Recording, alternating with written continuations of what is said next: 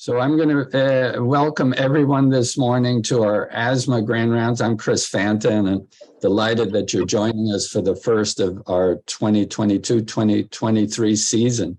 And we have a very timely and interesting talk ahead. I just want to remind you, please, if I can figure out how to advance my slides, that we welcome your questions. The best is if you would text them to me at 617-513-6043. Just write that number down if you would. And at the end of the talk, submit any questions that you'd like for our speaker today. And then if you're interested in CME credit via email, send me your name, degree, and I'll have your email address, cfanta@partners.org. And through Harvard Medical School, you'll be assigned the CME credit. And we are optimistic that you will have no technical problems, but we do have rapid responders at BWH Webcast Troubleshooting at partners.org. BWH Webcast Troubleshooting at partners.org. Thank you. So today, it's a great pleasure to introduce Dr. Elliot Israel, known, I think, to most of you. But he is an allergist, pulmonologist, and intensivist. He directs the Asthma Research Center at the Brigham and Women's Hospital. He is co-director of the Severe Asthma Program at Brigham and Women's Hospital, and he is professor of medicine at Harvard Medical School, and in particular, the Simboli Family Distinguished Chair in Asthma Research at Harvard Medical School. And we're absolutely delighted to have him to present his work on patient-activated, reliever-triggered inhaled corticosteroids in asthma. Thanks, Dr. Israel, for joining us. Oh, Chris, thank you so much. Oops, let's see. There. Chris, thank you so much. It's really a pleasure to be here, and give me just a minute to, do you now see my screen do you now see full screen? Perfect. Okay, all right. So it's really a pleasure to be here to present about our study, which was, as Chris mentioned, a successful, pragmatic, primarily remote trial in Black and Latinx population with asthma. And I'm going to talk about the results of the study. And I also want to talk about the challenges and successes that this study represented in terms of a different paradigm of doing research, which at least was new for me, and I think represents the way of the future in terms of thinking about how we involve different stakeholders in research. In terms of my conflicts, I consult for many companies that produce different interventions in asthma. In particular, I consult for AstraZeneca, which produces the inhaled corticosteroid formoterol known as Symbicort, and also is producing a combined short-acting beta agonist inhaled corticosteroid as well. And so, I think those are just relevant in terms of people understanding my conflicts of interest. So let me start with laying a little bit of the background about why we ended up studying and introducing an intervention for Black and Latinx patients with asthma. So the burden of disease for asthma in Black and Latinx subjects is really, and patients, those groups really bear a disproportionate burden of asthma morbidity. They have 2 times the rates of emergency room visits and asthma-related deaths relative to whites. And Puerto Ricans have 4 times the asthma-related deaths rate relative to whites. And the efforts to reduce these burdens have generally been mostly unsuccessful. And the successful ones tend to be very labor-intensive, involving physician extenders constantly reaching out to patients, and generally are not supportable by most healthcare systems in terms of trying to do this. In that context, we know that inhaled corticosteroids are really the cornerstone of asthma controller therapy. They reduce exacerbations, they reduce inflammation, But we also know that at least the way we had been prescribing those medications, which was regular use of inhaled corticosteroids in all but the mildest patients with asthma, that adherence to those interventions is quite low. When one looks at prescription refills for patients who have been given a prescription for regular inhaled corticosteroids, on average, the refills are 25% in a year, 25% of what they should be. So patients are not complying or adhering to those regimens. Data show that as needed inhaled corticosteroid use guided by asthma symptoms or triggered by beta agonists can improve asthma outcomes. And I'm going to show you the ones related to short-acting beta agonists. But one thing that one needs to think about is that there's a reason that this works besides just the pharmacology. This is a patient empowering strategy, allowing patients to say, I have control of my disease. I use my inhalers when I need them, which is what they do and why they prefer their short-acting beta agonists. It is really a game changer in terms of patients' approach to disease. One can explain that type of intervention much more easily to patients, which ends up being a lower burden on providers. And we have gotten positive feedback from patient partners about that type of intervention.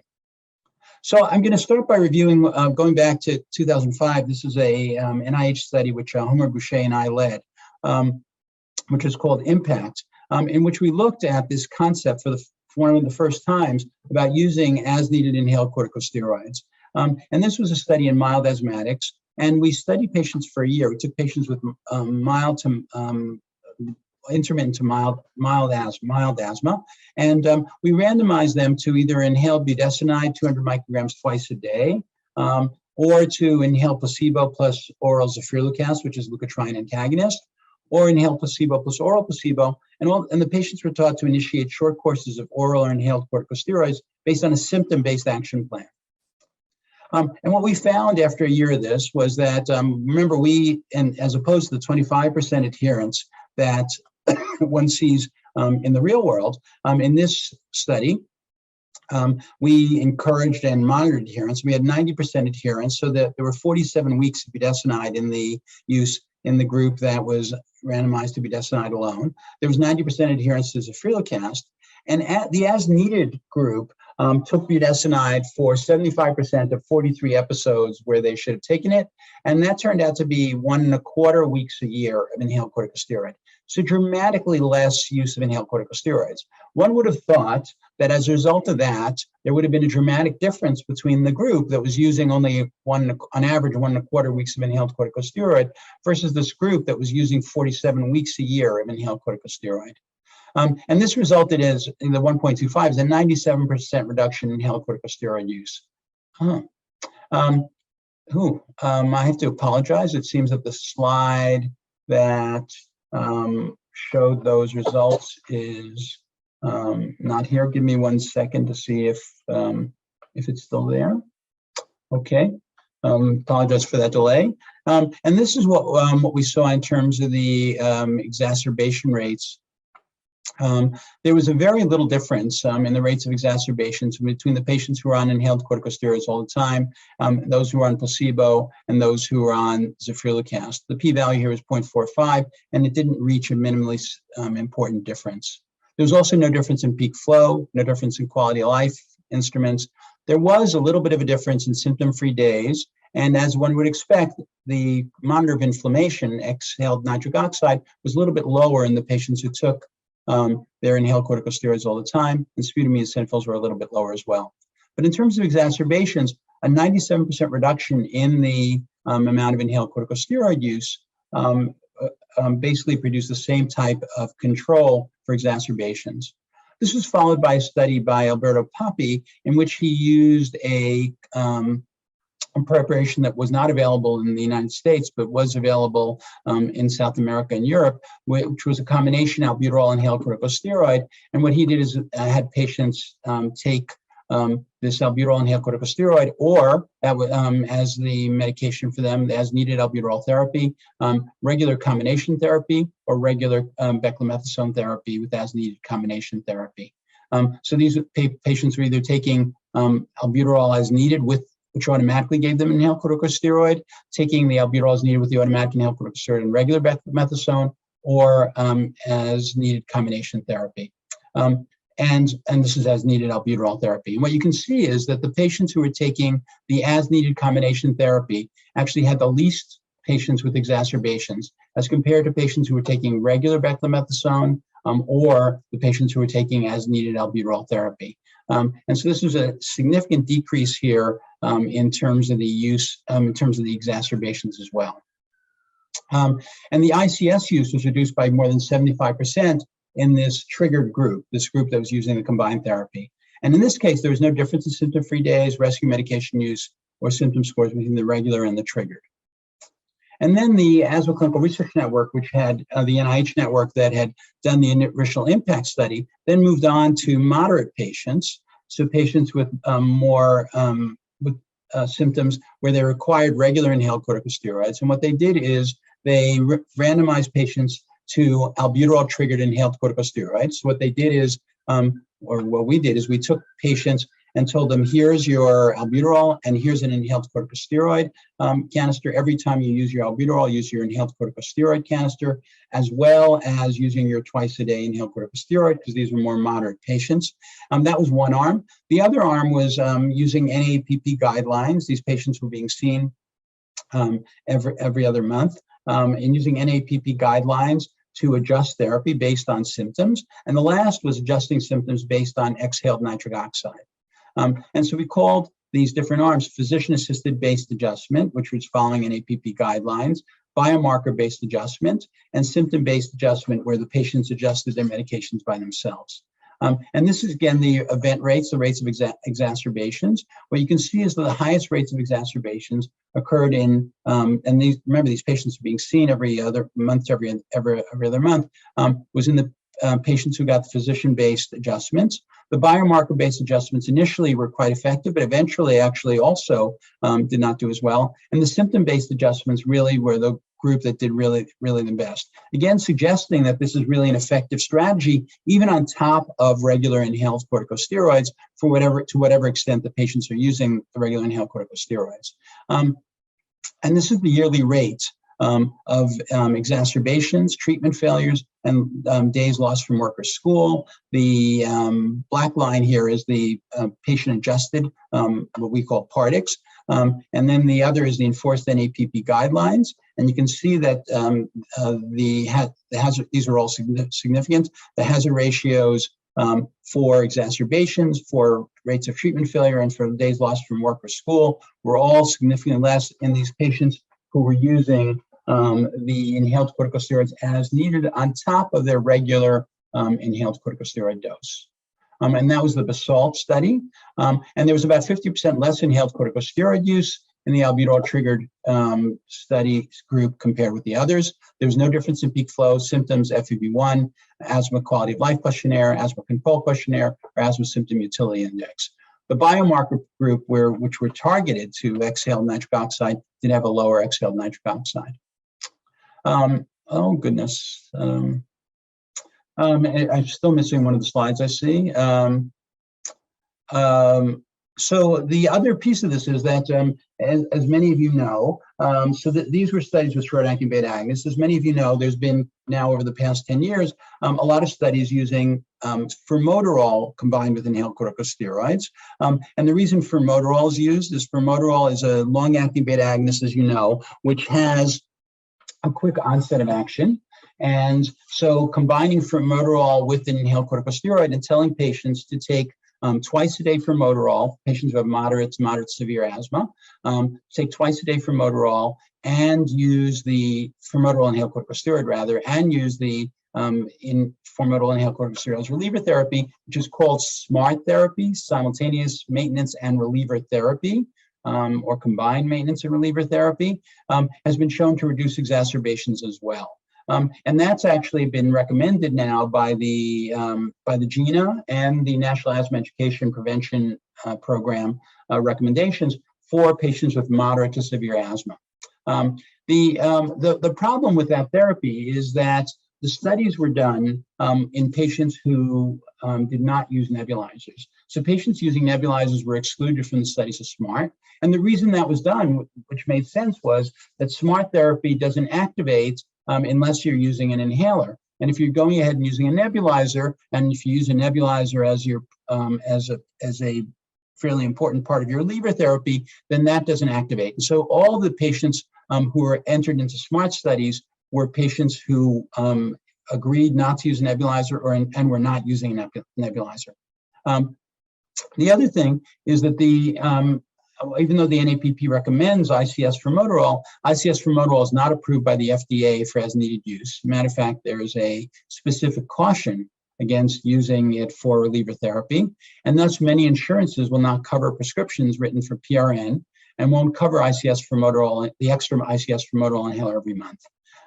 The other piece is that this requires you to switch over the therapy to ICS formoterol. And the last piece is that in most of the studies where SMART therapy has been used, it reduces exacerbations, but doesn't appear to have a significant effect on symptoms or quality of life, or an inferior effect on symptoms or quality of life compared to regular use of inhaled corticosteroids.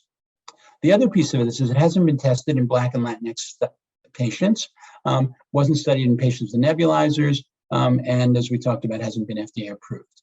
So considering the problem for Black and Latinx patients with this disproportionate burden and the difficulty of actually reducing that burden, based on discussions with patients, providers, and advocacy groups, and based on the results we had with the BASALT study and the IMPACT study and the others, we hypothesized that a patient, what we call the patient-centered, patient-activated, reliever-triggered inhaled corticosteroid strategy, where patients were instructed to take 1 puff of inhaled corticosteroid every time they used their beta agonist and 5 puffs when they used the nebulizer without changing their underlying therapy, would improve asthma outcomes that are important to patients and the healthcare system. And in particular, we were thinking about exacerbations. So we designed the PREPARE study.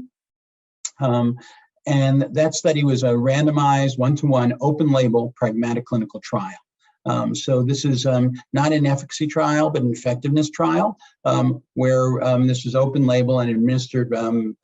We had 17 practices. More than half of them were primary care practices who recruited patients who were Black and Latinx adults. And we ended up recruiting 1,201 Black and Latinx adults with moderate to severe persistent asthma, who were on inhaled corticosteroids, and they either had an asthma control test of less than 20. So remember, a value of less than 20 is considered poor control or inadequate control on the asthma control test, or they'd had an exacerbation in the past year. It was a very pragmatic population. It was a self-identified asthma, a self-identified Black or Hispanic Latinx patient population. The doctor diagnosis of asthma was based on the clinician diagnosis. There were no criteria of having to have had a bronchodilator study or a methylcholine challenge. The only major exclusion was if you had a doctor diagnosis of COPD with a history of smoking. So we didn't want to include patients with major COPD. There was no limit on the smoking history or the current smoking, so we enrolled current smokers. Again, 25% of asthmatics smoke, and they are excluded from the non-pragmatic trials. And there were no limitations on comorbidities. You could have heart failure, you could have other things. Again, a very pragmatic population. You couldn't have, obviously, other lung diseases, since we were testing an intervention that was supposed to be effective for asthma, not for other lung diseases. So a very, very wide population. And it was a pragmatic patient-centered intervention. It was a 1-clinic study visit. So you were randomized to Pardix, the patient-activated reliever-triggered inhaled corticosteroid, or continued with your usual care. And that was done at 1 visit. And you want all the patients, both the patients who were randomized to Pardix and those with continued usual care, watched a video on optimal asthma care, talking about what to do, how to avoid triggers, how to use their medications, inhaler technique. Both groups had that. And the Pardix patients were given an inhaled corticosteroid inhaler, QVAR, which was graciously provided by Teva. And they watched a video on using the Pardix strategy in addition to their underlying therapy. So they were told not to change their underlying therapy, but to use the inhaled corticosteroid every time they use their inhaler and 5 times when they use their nebulizer. They're instructed to take this, and as said, without changing their underlying therapy. They could get a refill by calling a 1-800 number. And that was it in terms of our touching the patients for the study itself. The patients were followed for 15 months with remote follow-up. And so the remote follow-up was monthly survey to all the patients. The surveys were administered either through their phone, on their phone through instant messaging, on the web if they chose to, by telephone interview if they chose to, or by snail mail if they chose to as well. The last patient was enrolled in March of 2020, just as COVID hit, and they were followed through the pandemic. Because we were doing this all remotely, we had no interruption of any kind in terms of this, and we were lucky enough to enroll our last patient just as the pandemic loomed. So this kind of shows you what I talked about: 1,201 participants, 603 African-American Blacks, 598 Hispanic Latinos. They were randomized 1-to-1 to Part X plus usual care, or to usual care. They had baseline data collected and were instructed. They had a phone call to just make sure they understood what was going on, and then followed up with these questionnaires. Both groups got the questionnaires once a month through the way they chose: online, paper, or phone. The primary outcome we chose was one that we, again, as I'll talk about, developed with our stakeholders, and was felt to be one of the most important for the stakeholders, was the rate of asthma exacerbations per year. And those were picked up by these monthly surveys of the patients, asking them whether they'd had an exacerbation that required them to use prednisone or required them to go to the emergency room or be hospitalized. And when patients indicated that they had had such an event, we then verified and adjudicated that event. We actually had permission to go to their medical records, went to their medical records, and verified the event so that we knew that we were dealing with true asthma exacerbations. We had additional pre-specified outcomes. There was a monthly asthma control test done in the surveys. There's an asthma symptom utility index, and we asked patients about days lost from work, school, or their usual activities. We had exploratory post-hoc outcomes, which included emergency room visits, hospitalizations, and medication use. So procedurally, we recruited 1,201 subjects, as I mentioned. These were all self-identified African-American Black or Hispanic Latinx patients. We had an astounding survey completion rate. Through the 15 months of the study, we had 90% survey completion. We had only 4% data loss. The patients really bought into this. They were being paid for filling out their surveys, and this seemed to work very well. We also had a lottery for people to fill out their surveys, where they'd win in a lottery. And as many of you know, there's also a study which I'm going to show you were published this year in April in the New England Journal of Medicine, titled "Reliever-Triggered Inhaled Glucocorticoids in Black and Latinx Adults with Asthma." So what did our population look like? This is the breakdown of the patients by the total and the Part X plus usual care versus usual care. What you can see is that half of these patients were African-American Black, half of them were Hispanic Latinx. That was on purpose. That's the way we enrolled. On average, they were older. They were about 48 years of age. They were predominantly female. About 80 to 85% of the population was female. The BMI was in the obese range. 70%, almost 70% of the patients had a BMI greater than 30.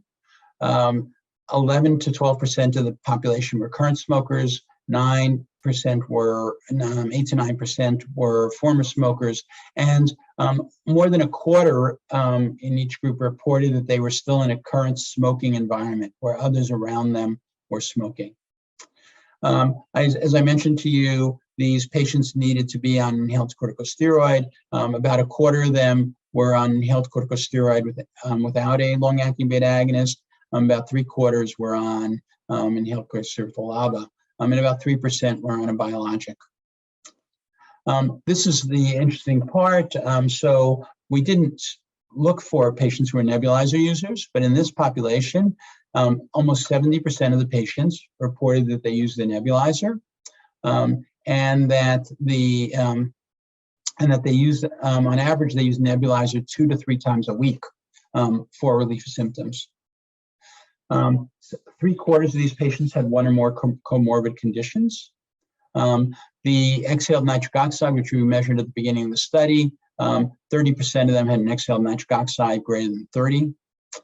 We also measured absolute eosinophils at the beginning of the study, or looked at that historically, and 1/4 of these had absolute eosinophils greater than 300.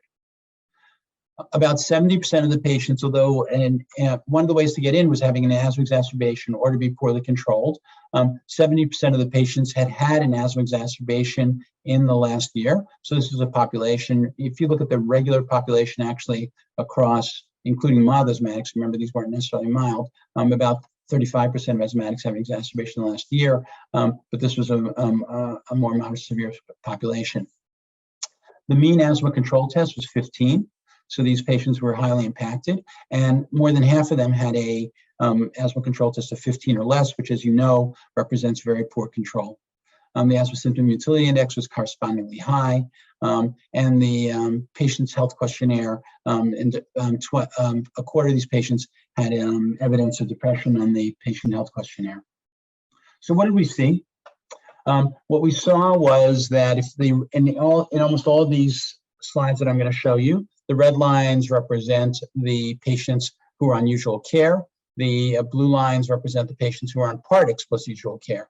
And these are the rates of the asthma exacerbations over the 15 months. And what you can see is that there's a significant difference here between the blue line and the red line, the blue being the Pardix. This is exacerbations per year. This is the months following randomization. And you can see the hazard ratio is 0.846. And this corresponded to a 0.13 exacerbations per year. And you might say 0.13 exacerbations per year, is that really a meaningful reduction in exacerbations? So just to put this in context for SMART, so this reduction is equal to or greater than the reduction in severe asthma exacerbations seen in the SMART studies cited by NAPP. The NAPP cited 10 studies in making its recommendation that moderate and moderate severe patients be put on SMART therapy. If you looked at those 10 studies and weighted them by the number of patients, and looked at the average reduction in the exacerbations, it was 0.12 per patient per year. So we achieved an effect that was equivalent to the average effect for SMART in the studies that were used to make the recommendation. Interestingly, remember, we did not restrict ourselves both in terms of entry criteria the way SMART did. If we looked at the 70% of patients who had an exacerbation in the past year, which were in our study, then our reduction relative to the usual care would have been 0.21 exacerbations per patient per year, almost double the reduction in the average seen in SMART. What did we see in terms of asthma control? So this is the asthma control test, change from baseline. And the red represents the usual care group. The blue represents the Pardix group. What you can see is that there is, and this is an effect of being in a study and maybe seeing the videos on how to control your asthma. You can see that both groups had an improvement in their asthma control, but the difference here was almost 1 point on the asthma control test. And actually, this was significant, even though this is showing a potential. This was significant. It was a 0.9 with the confidence interval being 0.5 to 1.2. The p-value here was less than 0.01 for the difference here between the patients who were treated with the intermittent, the patient-activated reliever triggered inhaled corticosteroid. How about the quality of life and work loss from school? So the asthma symptom utility index, a better asthma symptom utility index, an improvement in the asthma symptom utility index of 0.09 is considered a minimally important difference. You can see that that was achieved by the group that was treated with Pardix as opposed to the group that was treated with the usual care, and the difference here was significant as well.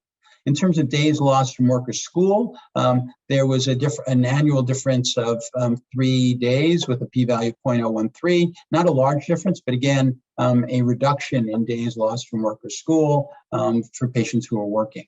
What's really actually very interesting as well is, well, you can say, okay, you gave these patients extra inhaled corticosteroid.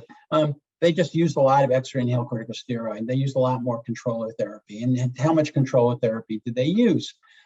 So this actually shows you what actually happened in the intervention group, the Pardix group versus the usual care group.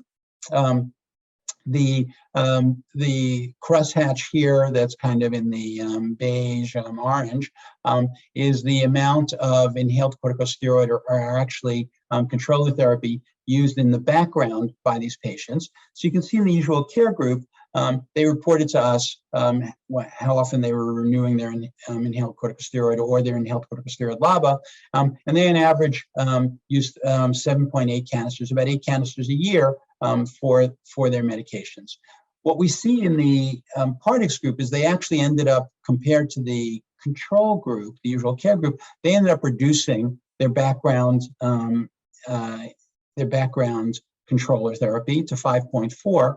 We dispensed on average 2.2, which was when we counted this kind of against ourselves, we dispensed an inhaled corticosteroid and we had to do a changeover as well. So we every time we did this, we actually counted it. So that was an extra 2.2. And then interestingly enough, the patients really only renewed on average 1.3 canisters a year.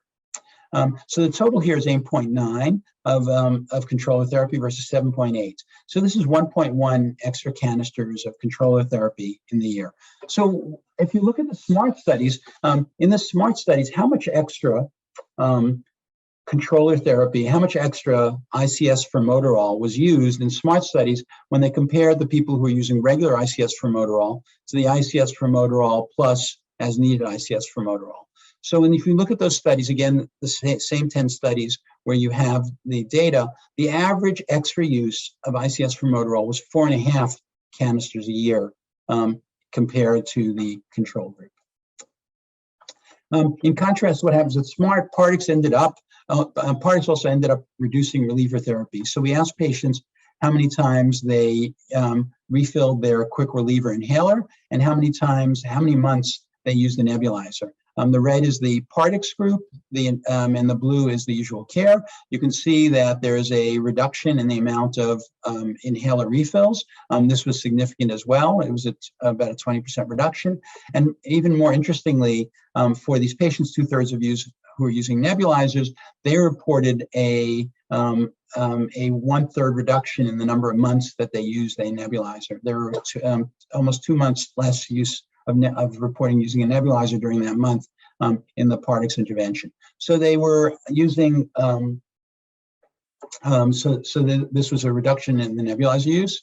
There was a numerical, but not a statistically significant, it just misses, reduction in emergency room and usual care visits. This is the intervention group and the usual care group, the number of ED and urgent care visits per patient per year.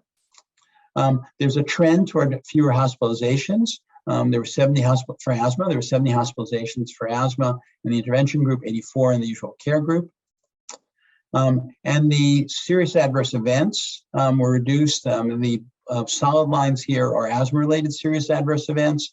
The broken lines here are non-asthma serious related adverse events. So both of these were reduced as well. And then if we looked at them and did a heterogeneity analysis, so looking at this is a forest plot. So this is the ratio of asthma exacerbations between the enhanced usual care and the Pardix patients.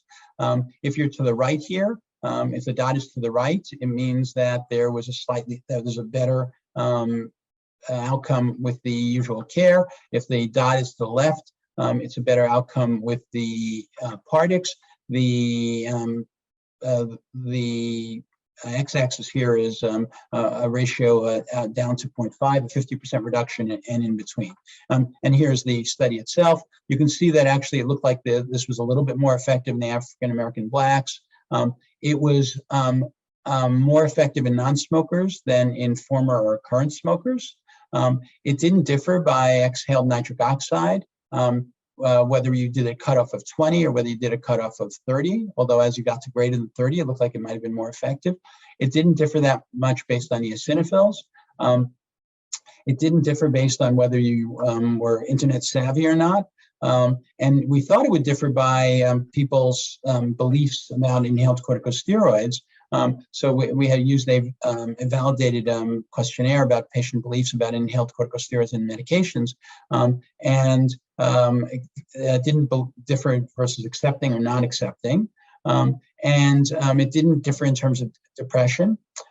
We were concerned about health literacy, and actually found that this actually was even more effective in patients with low health literacy than those in patients with high health literacy. There was not a big difference. It was even more effective in patients who had a high BMI. We looked at whether there was a difference in if you were using inhaled corticosteroids alone or inhaled corticosteroids and a LABA. If anything, we thought maybe inhaled corticosteroids and LABA would not be less effective, and no. And it didn't vary based on comorbidities either. It did vary on whether you had an exacerbation within the last month or not. As you can see, I'm sorry, in the last year. As you can see, it was most effective for patients who had an exacerbation in the last year, and this was for the outcome of exacerbations. And remember, I pointed out to you that in SMART, to get into the SMART studies, you had to have an exacerbation in the last year. That wasn't what we did. And we used the total here. So, and that's why I said if you compared us to SMART, there's actually a even larger difference. And then we looked at medication adherence, and it was effective for all groups, although most effective even for those who were less adherent. And then we looked at self-perceived discrimination, and that didn't make any difference at all. So what we found was we had set in our priority significant interaction value for P less than 0.015, and that did look like it varied by exacerbations and by just made it by medical adherence. So in summary, reducing the disproportionate burden of disease from asthma in Black and Latinx patients has been difficult. In collaboration, I'm going to talk about this with patient partner advisors, we demonstrated that Pardix, a patient-activated reliever-triggered inhaled corticosteroid, added to underlying therapy in these patients, could be adopted after one in-person session, reduced asthma exacerbations, improved asthma control, improved quality of life, and reduced days lost from work or school. The reductions were equal to or greater than relevant SMART trials. It was tested in a broad population without restrictions on asthma phenotypes. It didn't require a change in underlying control of therapy. The total extra inhaled corticosteroid use was 1.1 refills per year, which is not a big burden on the healthcare system economically. It required less extra controller therapy than reported with SMART. Remember, that was 4.5 versus 1.1. And it was tested in populations using rescue nebulizers, and it doesn't challenge FDA restrictions, and so potentially less problems with insurance. So comparing it to SMART, which I think is the big question I get always asked. So SMART studies, nebulizers were not allowed. In Pardix, they were. In SMART, you had to have an exacerbation in the past year. We took anybody who had an exacerbation or was poorly controlled.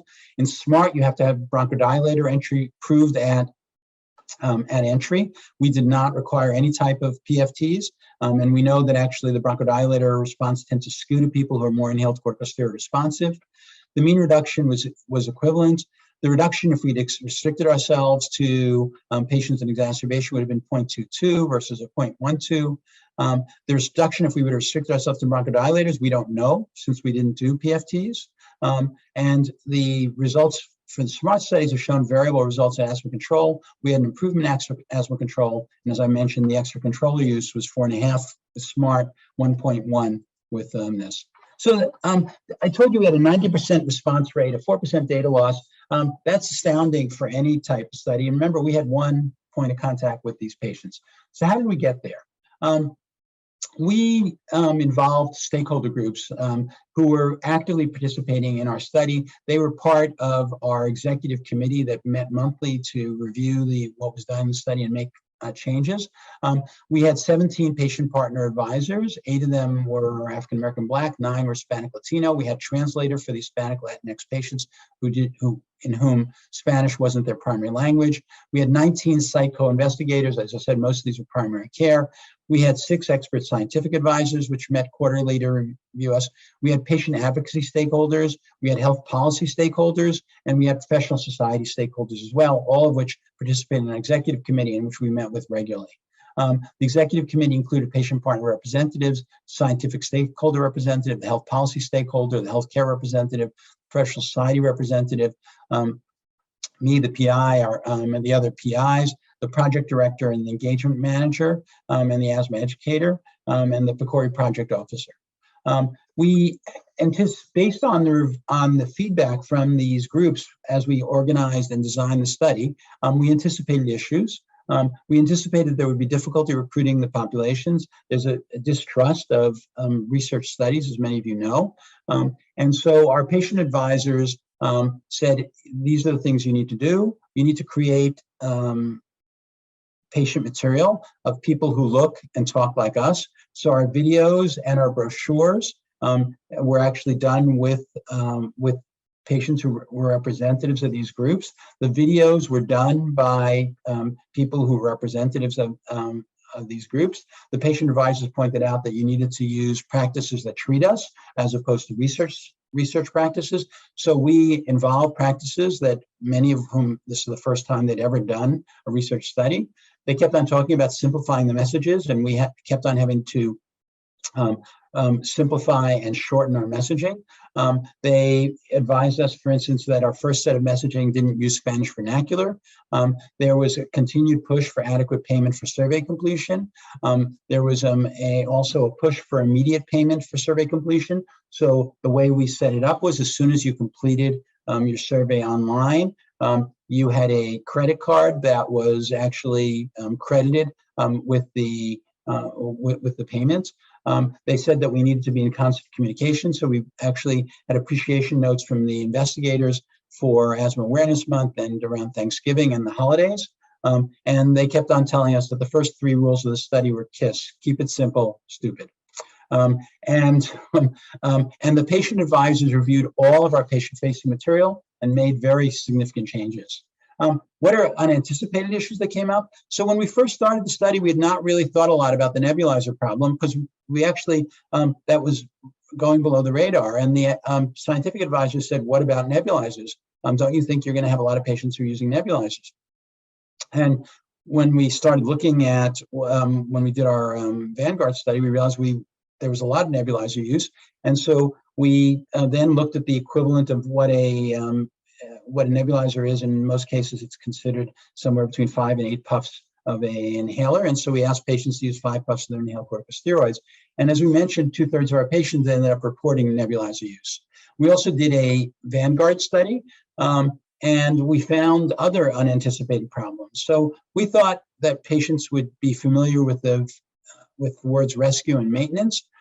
We found that less than half, and actually almost 3/4 of the patients, had no idea what we were talking about when we were talking about rescue and maintenance inhaler. What we decided therefore was that enrollment, the study coordinators were asked what the patients called their short-acting beta agonist. And when we sent them their surveys, when we sent them their monthly requests, we put that information into the data collection system. And when we said when we asked them, okay, in the past month, how often did you have to use your rescue? We didn't say rescue. We said whatever they called their inhaler. If they called it the blue inhaler, some patients gave the inhalers names, Bob and Alice. We would put in how often did you use Bob and how often did you use Alice. So we actually met patients where they were. We included all the inhaled corticosteroid names on the inhaled corticosteroid questionnaires. And we put better explanations in the instructional videos based on these findings. We found that in the Vanguard study, we weren't getting timely responses within 2 weeks. And so we changed the reimbursements for time to fill out the survey. We put a monetary prize incentive for completing the survey within 7 days. We changed our access to the online survey so that you didn't have to re-enter your information and your passcode. It was incorporated, and we sent out reminders based on the patient responses. And we also provided participant ability to how they could fill out their monthly surveys. 2/3 did online completion, 1/4 wanted phone online completion, a very small number wanted mail, and 1% would switch back and forth. And we ended up with almost 10,000 attempts to follow up with 900 patients, 75% of the cohort on 6,000 surveys. We found that The patients understood the concept of inhaled corticosteroids with their SABA, but they didn't actually understand the concept of using it on a one-to-one basis. Again, this is all in our Vanguard, the pilot. And so we reinforced that information on the video, showing it specifically. We showed patients using one puff and one puff with two puffs. And we had a teach back with the study coordinator explaining that. We found when we did our Vanguard, we thought we were going to use dose counters, and we found the patients didn't understand how to report their dose counter or the refills because they didn't understand the question. Then again, this is going to the KISS thing. We eliminated the dose counter strategy, revised the question to ask if and when they switched to a new inhaler. We pre-populated the question with the name they called the inhaler, as I mentioned, and we pre-populated with the date that they last filled out the survey so that they understood what the time frame was. Patients complained the survey was too long.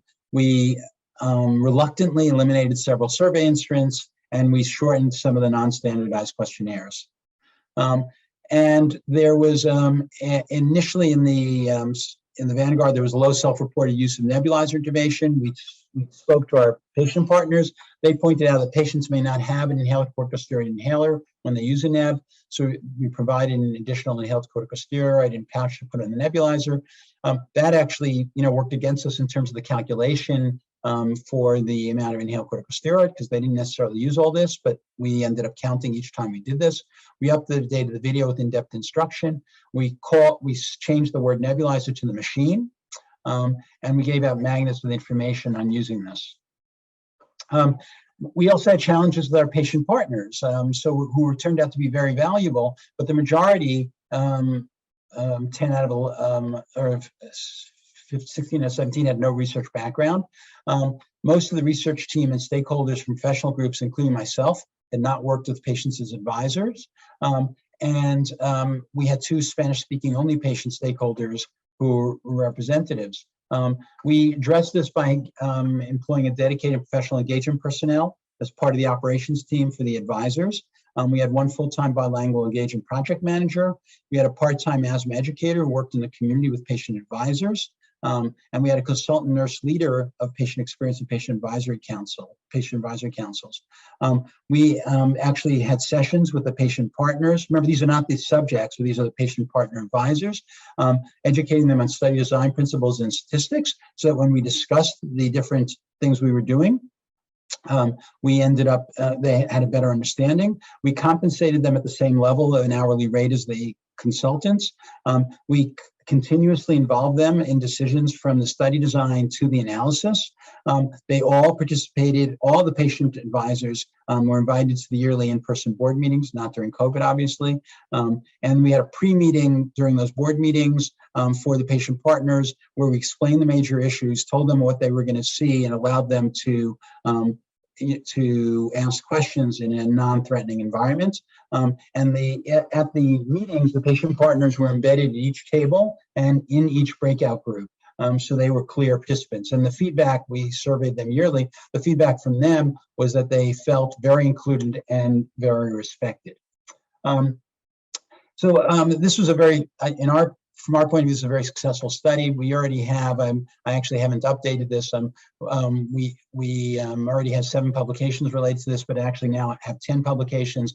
We've published a paper looking at the differences in the different socioeconomic groups and the different groups as well, based on their self-reported background. We published a study that has been cited multiple times because, as I mentioned, we entered our last patient just prior to COVID. And so we were able to follow our patients uninterrupted through COVID. We were able to look at the difference in asthma exacerbations between the patients who were enrolled before COVID versus those who were participating during COVID. And we're able to show that there was actually almost a 50% reduction in exacerbations in the patients during the COVID period. And that was actually there was a greater reduction in patients who used to work outside the home, suggesting that there may have been reductions in that part of this may have been pushed by viral exposures and other exposures. We're working on other manuscripts. We're looking at the effects of structural racism, and whether they have effects on the effectiveness of our therapies as well.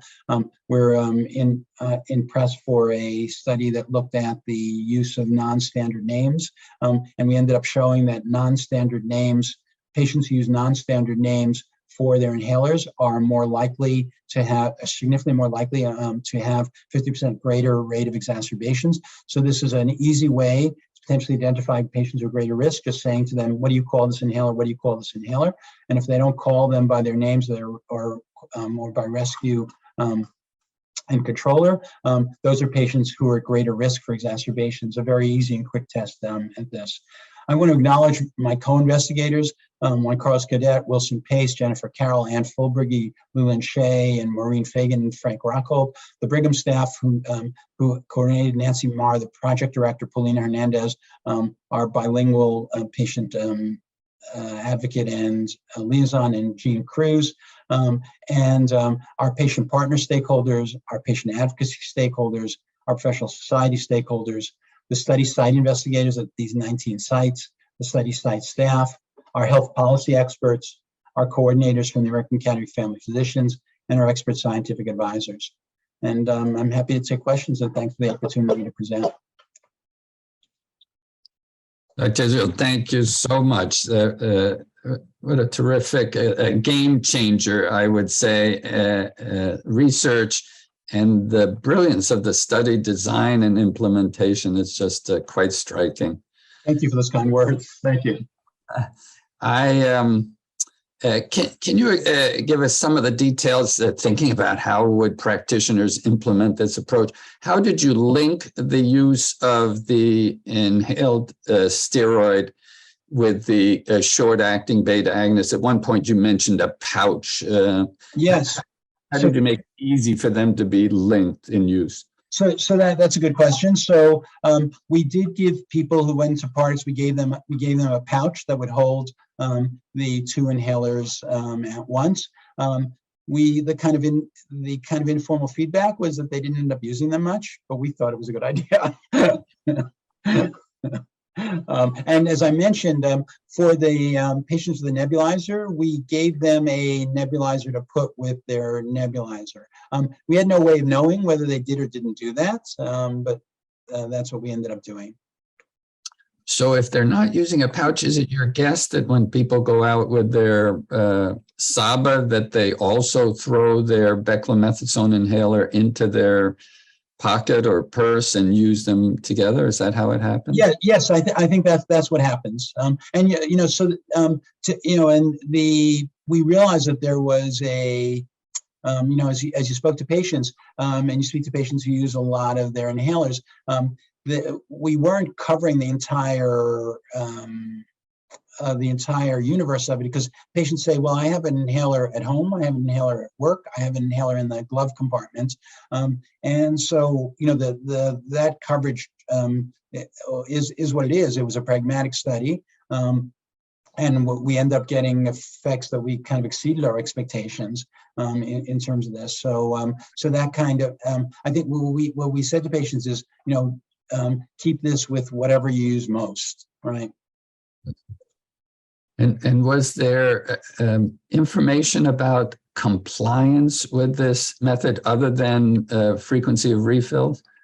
Yeah, so we asked patients what they did. So we have the information on what they did. About 70% of the patients said that they were doing this most of the time or all the time. So a fairly good, most of the time, all the time. What we did find also was that there was variable compliance with the puff for puff and variable compliance with the 5 puffs. As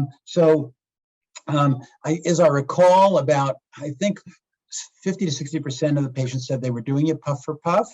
And on average, in terms of nebulizers, people were saying that they were using about 3 puffs when they did a nebulizer. So there wasn't perfect adherence to this, but again, it was a pragmatic study, and it's kind of okay, what happens in the real world when you say to patients, do this? Does it make a difference? And I think what we found is it makes a difference however they did it.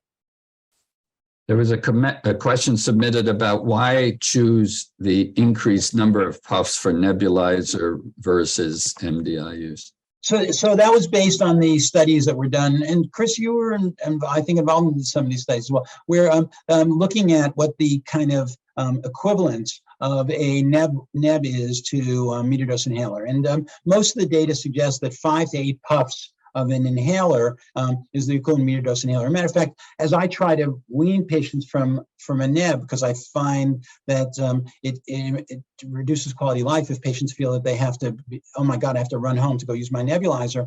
I say to them, if you're going to use a neb, why don't you try using 5 puffs or 6 puffs of your meter dose inhaler rather than running home to go use your neb. So that's why we did that.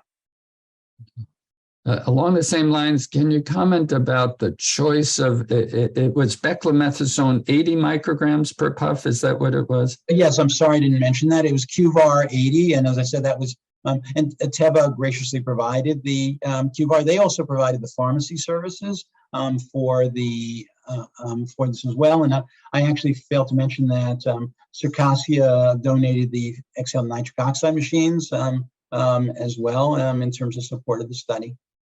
Great.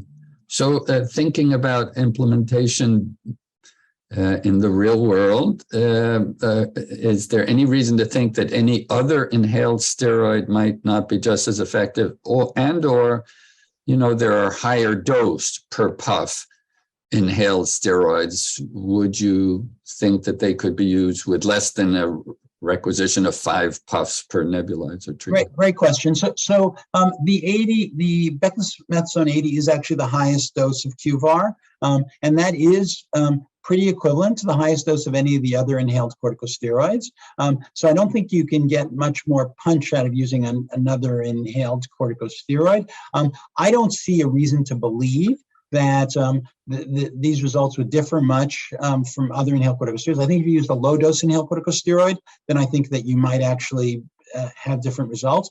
But I think, again, in terms of trying to think about implementation, I think the use of any of the highest dose inhaled corticosteroids would be a reasonable alternative here. And thank you for giving me a lead in, because we just applied for an implementation grant where we are going to see whether we can actually put this into healthcare systems. We're proposing doing this at several different type of healthcare systems. One, a large healthcare system in Northern California with 3 million patients, several federally qualified healthcare systems as well, to try to see what the barriers are for implementation as well. Very interesting. There was another question, Elliot, about that group of patients who seem poor perceivers, as they call them, insensitive to the presence of airflow obstruction. And there was concern that this strategy might not work in those who were not quite as aware that they are developing an asthma exacerbation. So that's a good question. And so what I want to point out is that we did not take away the background therapy. So all these patients were patients who were at least prescribed background inhaled corticosteroid and ICS/LABA, and you saw 3/4 of them have been prescribed an ICS/LABA. So these patients were using regular therapy. To what extent? Again, we weren't enforcing anything here, but they were all patients who were getting background therapy, and so we're not. We haven't tested this, although actually in IMPACT we did do that in the milder patients where you don't use any background therapy at all. So I don't think that that this is a recipe for saying take away your background therapy. Although what you did see was patients were clearly feeling better, and what you saw is that they ended up renewing their background therapy less. Right, so that was the difference there. It was a significant difference in terms of the number of times patients actually ended up calling for canisters of their background therapy, whether it was an ICS/LABA or an ICS. So that happened kind of naturally, again, in a real world study where patients were doing what they were doing, and we were just kind of asking them what they were doing. Great. Well, we've reached the end of the hour, and so I want to thank you again for asthma therapy is evolving, and you are leading the way as we enter this new world. So thank you very much, Dr. Israel. Thank you all for participating, and we look forward to you joining us at our next asthma Grand Rounds. Have a great day. Thank you so much.